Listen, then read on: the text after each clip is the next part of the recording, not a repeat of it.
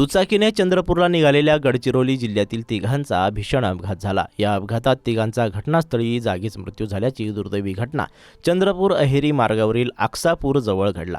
अमृत सुनील सरकार वय 32, शैलेंद्र कालिदास रॉय वय 63, मनोज निर्मल सरदार वय 43 अशी मृतांची नावे आहेत। हे तिघे मुलचेरा तालुक्यातील कालीनगर विजयनगर येथील रहिवासी होते। चंद्रपूर जिल्ह्यात अपघातांची मालिका सुरूच आहे।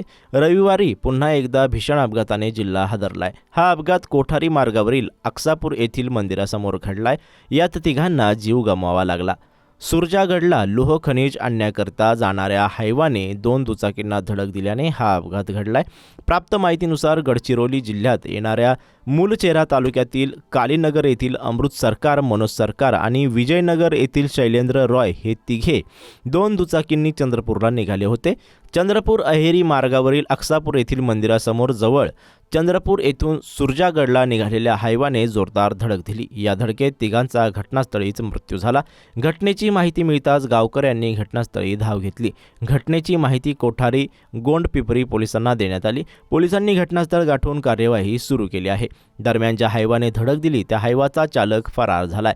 पोलीस त्याचा शोध घेत आहेत। पुढील तपास कोथरी पोलीस करीत आहेत। सुरजागड येथून खनिज घेऊन धावणाऱ्या अवजड वाहनामुळे चंद्रपूर आणि गडचिरोली जिल्ह्यात अपघाताची संख्या वाढलेली आहे।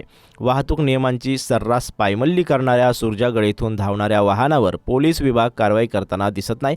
त्यामुळे सामान्य नागरिकांतून संताप व्यक्त केला जातो आहे।